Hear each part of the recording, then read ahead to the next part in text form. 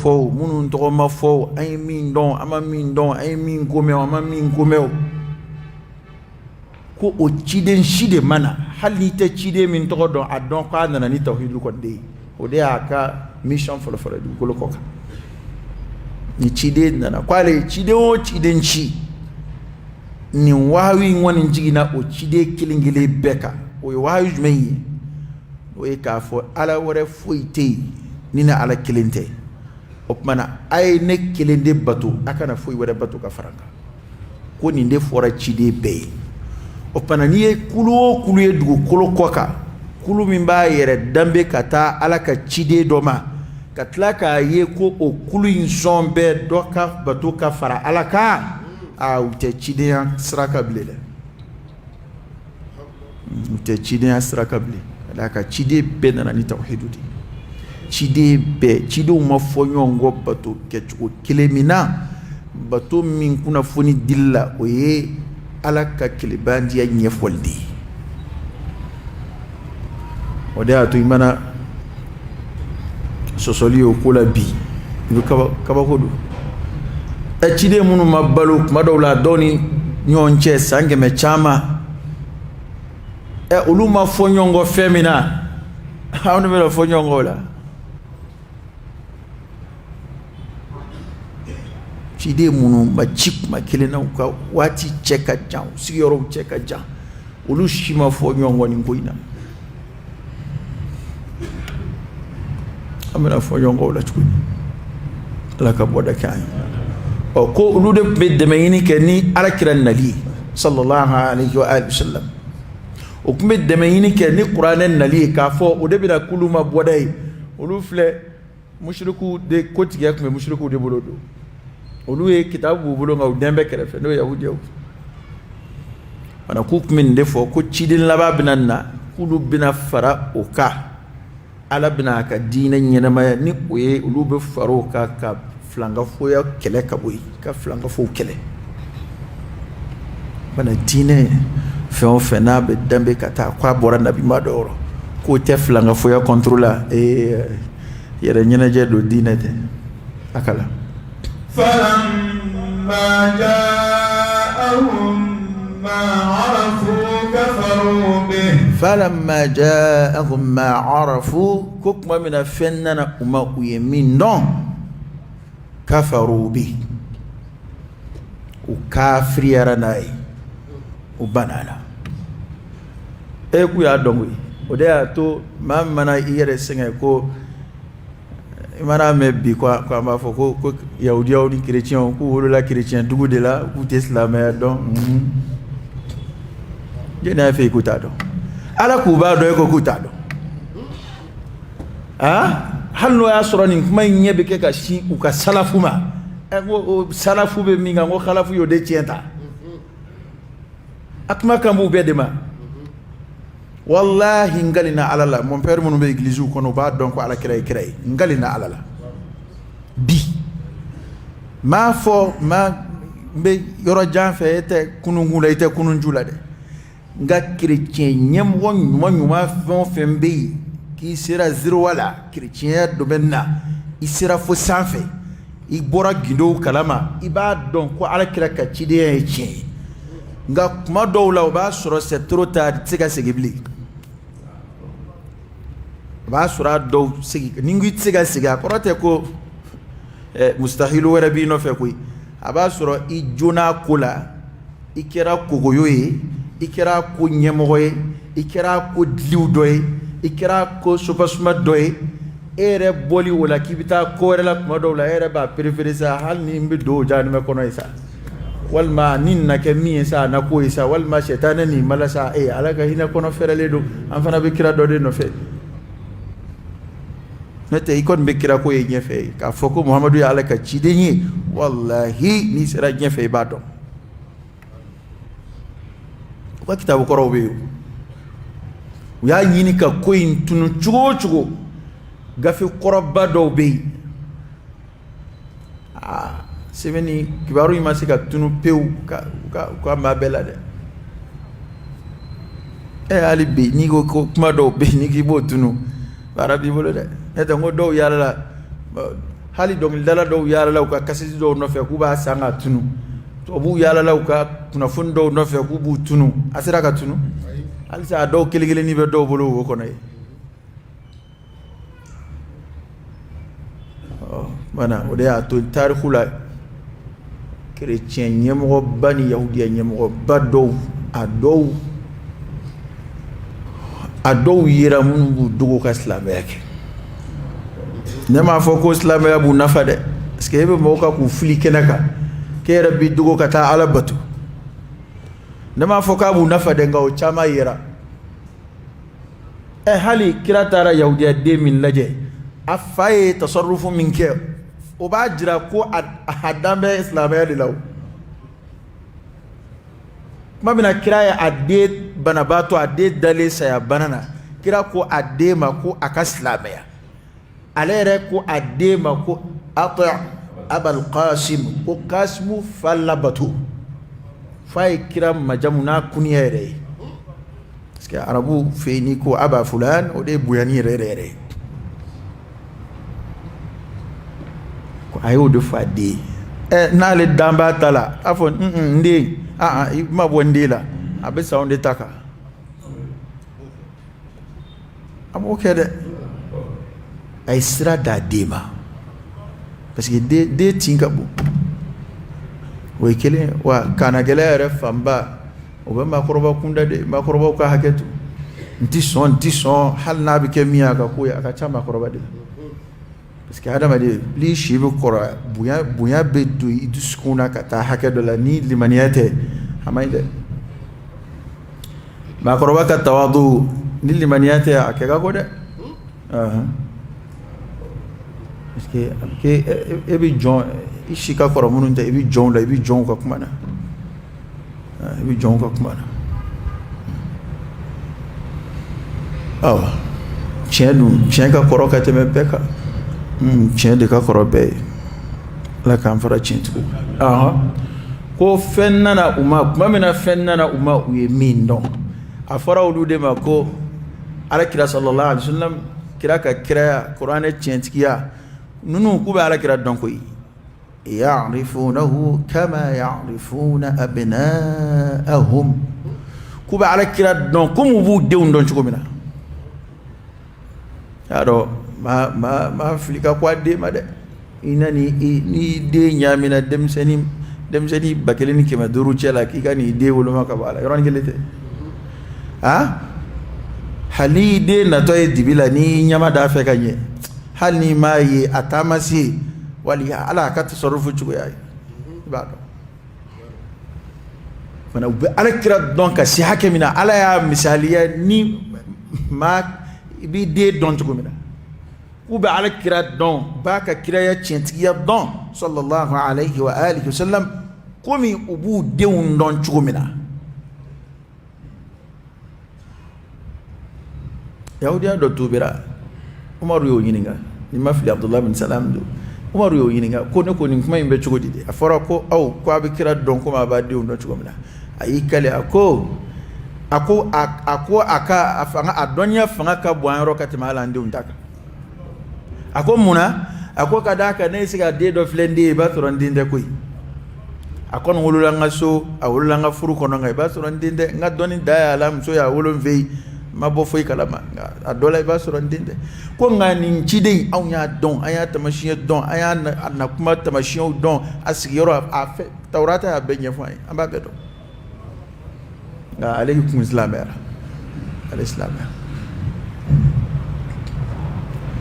hukma min fannana uma uyemin don kafaru bi odatu ma yefet donc abala yijigitiga wala de ti chife kana shuko yerela mama be fait don nga amasonde atate nda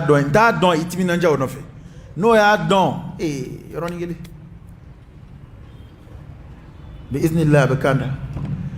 غانيا دونكوي ma na be barula mami nata ende ko kala mai convaincu kadi mami ndai dagele ya adadi ka gele aba donc tien eta tien ko ani be so la adi ta tien ni kuma do fa be do refo ni do fa be do refo isu ko yere la futa bana sawa'un alaihim daw be qur'an ko abu ma façon de ko yowajuli ko ma ko be dama ko suluta tenda do aba kalama ko abu jahli min flu ya dillaka shirani alkiraka kiraya cinti ya dugola abu jahl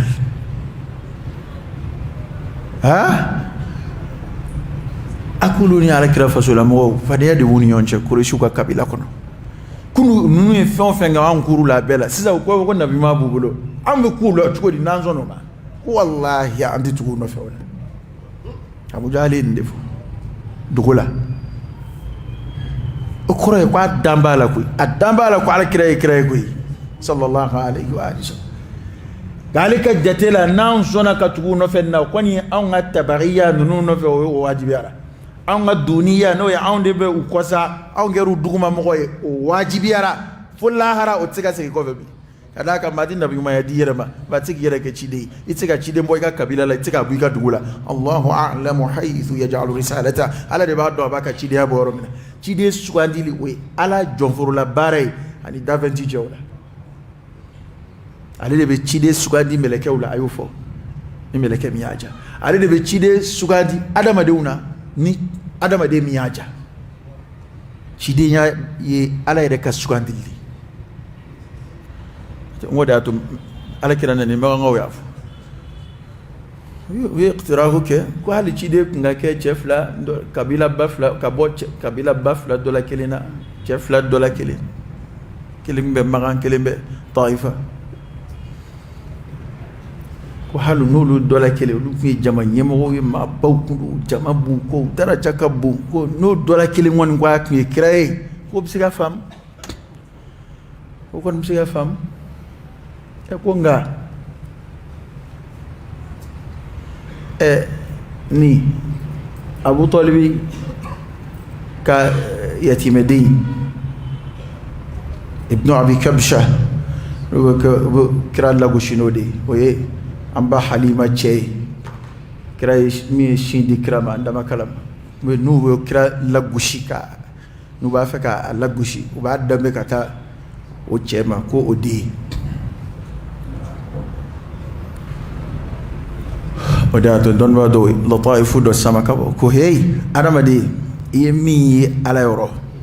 e wasa dola yemi mo yoro e wotoy ko ala yoro sumani ke minaw ani mo yoro sumani ke minaw ko takele de ko e may ala ibrahim majam ko inna ibrahima kana ummatan qanitan hanifa wama kana min al-mushrikeen ko ibrahima kilingera ummadi akili kana ummatan qanita ko ibrahima kili akili ala ko kwa kilingera mantumi na koloni do alay tawhidu mogodu anye shimbe ala kilima ko wa makefla ngafula nga mogo yoro joni ngundu mamina unana soro bolu karla ko joni ninge قالوا سمعنا فتى يقال له إبراهيم باي كما لي دوما مي بافوا ماكو إبراهيم بافوتي نبي ما انت نيكو فتى افتكو كادون كاتمو ko ay kama le do ma mede ami to kama le do me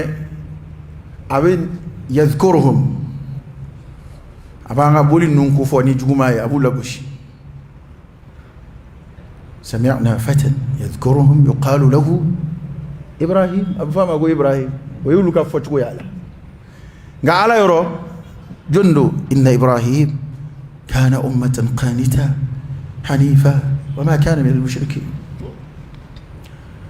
كوكمنا كان يني إيمي مغيرو إي جورو يني على يرو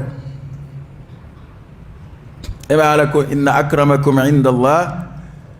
Qur'an ka ba ko gafe de na nikmay mun foraka adablati inna akramakum atqakum akum fam ko du wolo ko kayde fora di ko inda Allah aw lamma ba alayo ma famba e doro me do ala hen sana la wa adama de famba du golo ko ka uye mabuya ni ala hen sana wa uye shi ala hen sana ba tona wa illa bar rahimallah ala hen sana ba udi ba ala hen sana ba buya bana inda nasi mo ko ni yoro fama de ma bawi na fulu tugu de ma bawi ngaraw ngolo baw ma dabara baw lu de ma bawi ay ko to ko ma yi ci ko de bi ga batika sara no waya nga faraji ko inda Allah wa tudun ba do ko mi to rabbi ja'alni fi nafsi saghiran 'aziman indak ala ni nge fitini ni rekuna mo yoro ikange ma baye ala mo yoro te fuyi wa mo yoro obi yela bayela mate ko min ngomi modo ibe ci ko do law bulo modo ibe ci ko law nga ala yoro na ala yisugaji sugandira ya rabbi ala ka ambuya na nyesranye ala ka ambuya na nyesranye ala ka ankorota na batuli fala'natullahi 'alal kafirin fala'natullah ko man Allah ta'ala kadanga 'alal kafirin ko be kafiruka ko kuma mina fenna no mo be min don ku kafirera nay yo kafiriya mengede o de ala ka danga wajibiyuka ko fala'natullah 'ala al-kafirin o de ato nin furo ba danga nuna nyanaw bashi foito la aslama yala ni ko danga be kafiru ka danga buka kuy imam ni ko danga be bolisonaw ka danga buka kuy ni ko ala ka funu be yahudiyaw ka o be ben kuy ona nyanaw qur'ana ya fala'natullah كوب من الله تعالى كدنا على الكافرين وبكافروك ويشيء كدون كفامو كبالا او كقوالا يجونا ده كدون يشي نين كوين أمبك عن شغل على هل الإسلام لما يكي شغلون كدون يشي كبانا مؤمني شغل ده على كره تفسير من فوق يربوجا يره كره تفسير من فوق هيودي ka jom ma tawla ni ka banchena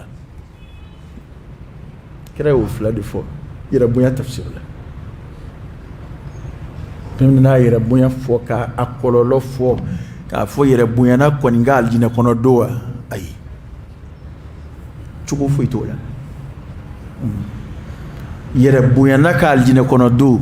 karon ke solution fo itola ala kan kishama أفهم فلا دي شيطان المقوسة الكبر والحسد يربويا من حسديا أي على يبويا من كي آدمي علي أحاسديا وكرم بيا أي يربويا كفوكالي دي علي مانغان لكي تغيني سراشيفة علي نتا سراشيلا أنا خير من علي نتا سراشيلا ali la li fengo do ali la ka bo mina o kapsa ka tema la ka bo mina ka ani badogo ko nduk ma rati suma iblisa be batula mena ka sura adam madla amaso mudatu don badoko kon ma manaka jurmu kon nabe adlome rabuya de la ko faratika buna rabuya faratika buna wa ma chama mi banko chama na yarabuya da madido to wallahi a don ko cendo idun kana ban cena imana jon afo bala chugo هكذا كان السلف على جون من تمنون بيتي دي تشين فوروي او دين فلافه او مو دين فلافه او مسوفه ka barake defe je ko nyeti ala jitla de ka ban chena parce que mi a fo ko e jombo la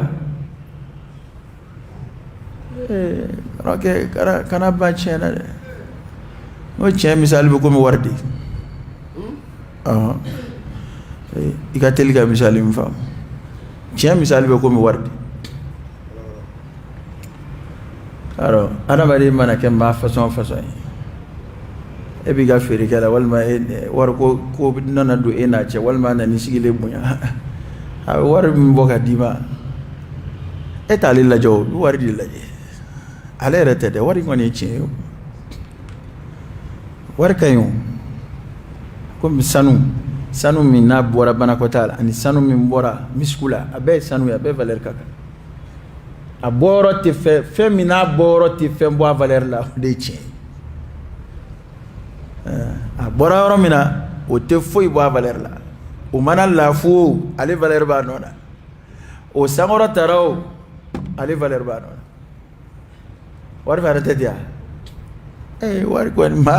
ma la fule na war bies bo akuna ka di war bies sanu ma fo biete fo ite aka la fu ti tugo no fe aka mango ya ti tugo no fe ko ara mana ke ma façon ona oni war inte nyo esra ka ni ya nya misalia o misalia nu fana ambode la choro be ba mode nga fatia leni de la yente ite bay mode ka téléphone no mode téléphone sanga di may bamne nani complet nana iba fu nana na wuro songo dima ba barkada ado burso nana do be ni tamade nana bina ta choro ba be fu warda beba u bebe ni soja ibu kameti garse ya chen ko ha e karsa dinga ni ta mi vidini kuma ngoro yake garse ya chen ko o ye wari ngani karsa dinga ni qur'ana durushle nana ni karsa dinga ni fiqhu nana no nana wajuli ke dugu misirla ba do be wuliti ato ta halala be uddu suka jile bitati o ya furu ba foli de na shina kilima ko abdo e bida la ko nyefon e aba nyefi de wa nyeni de do mana warde ba de to kile fonna doni fana garsike de garsike no na do de doni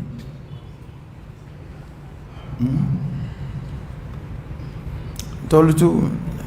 toyedi nabima meni tolutu sukandi ka kekela kundi tolutu majamuna ko ala do fara ka donika afar kulu semendia ko ala de beti soni masado bama soni ma mi aja ale de yirwa masai doni dungedu soni ala ka soni asra ka chan warda mate do son donna do son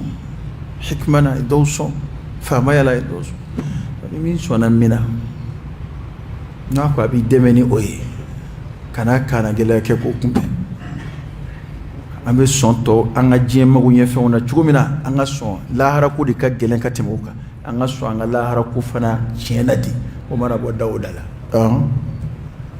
bisa mashtaru bihi anfusahum awa ko fenche jugera wiyere kun sanimide wiyere kun sanimi correct we min sukandi wiyere kwa che jugera we min sukandi wiyere kun do damin fe kwa che jugera de ay yakfuru bima anzala Allah no de ka kafir ya fema Allah ta'ala minjiki ala de Qur'an jiki no ka kafir ya fema ala minjiki بغيا أن ينزل الله من فضله على من يشاء من عباده بغيا يادا كما كو يادا دي وبلالا أن ينزل الله من فضله على من يشاء من عباده كو يادا دي وبلا كما على فنجينينا كداكا منا وعلي jiginike akafsa mandiala maka mamia ja akajona dhalika fadlullah yu'tihi man yasha wallahu dhul fadli al'azim ala kafsa mandia tadi chidiya ala kafsa mandia nabi ma ala kafsa mandia dunya ala kafsa mandia surof fina adama de ba yina bebu ala kafsa mandia ba ayre de ba tla chugo min kadai ko nunun filɛ ka ban fɛnna ala yɛrɛ ye min jigi yaada kama yada de ubana bagyan yada kama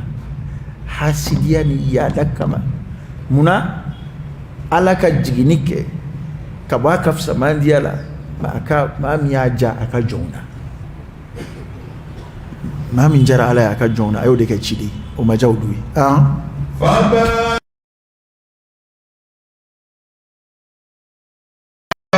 فباءوا سجرسا بغضب من الله تعالى كفوني على غضب فوقا على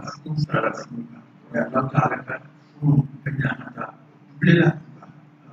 وللكافرين عذاب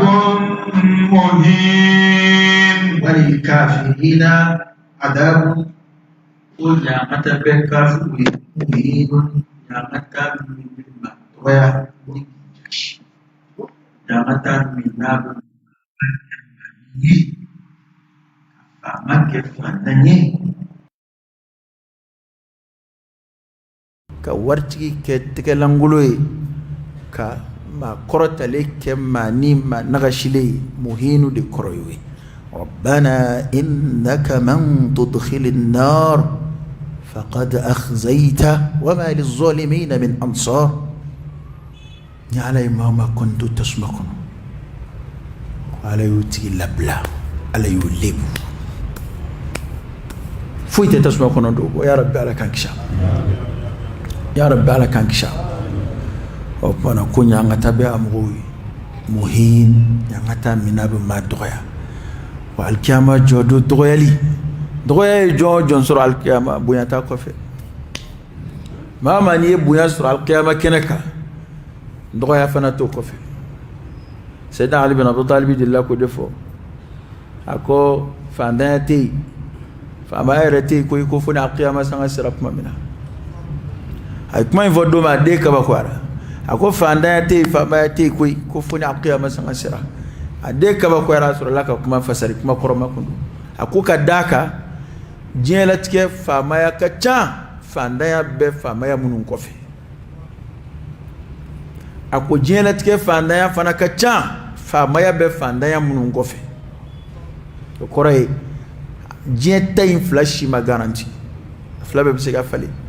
famaya ko be se ga fandaya o yere ko be se ga famaya ko nga ayre yere de be alqiyama kenaka ko ni ifa mayara alqiyama kenaka ete fandaya ni yesroki alqiyama kenaka ete bolulangulu ya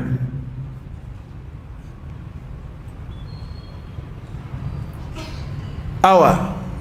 ni yera dun fanda na yedun ni kera muflisu ye ite fenzoro eble de e baratike eble mate fembo akuna kadi mamai mate fenza mamai idenda nyeye imsota nyeye foita nyeye fikabara wa an laysa lil insani illa ma sa'a wa anna sa'yahu sawfa yura foiti fi min bara wa yemin bara bina yinyana سيفويتي يوم لا ينفع مال ولا بنون إلا من أتى الله بقلب سليم كنتو من النفلو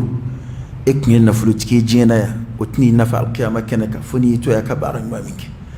أو إدي كتشام إكا دينجي من سرد وخلو كوكا يا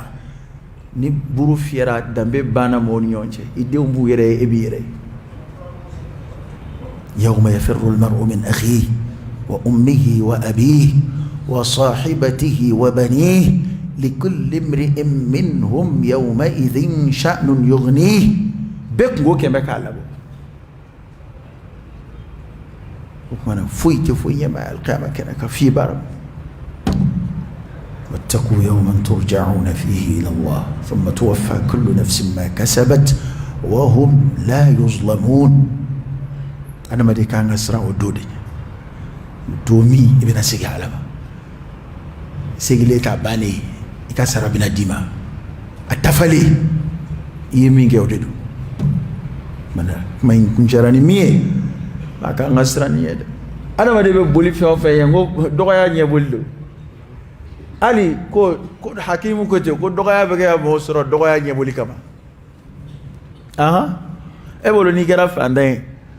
o ye jɔnmaya ye o ye dɔgɔya ka ɲɛsin ma o dɔgɔya ɲɛboli fana tan bi don ko dɔ la fantanya dɔgɔya yɛrɛ ka fisa o ye parce que fantanya ɲɛboli dɔgɔya o ye e kɛ dulɔ feerela ye o ye kɛ chambre passager kɔlɔsila ye o ye kɛ sunguruba gardien ye fantanya dɔgɔya ma muso ye kari fantanya sigida la ani kari ye dulɔ feerela ye ani kari ye chambre tigi ye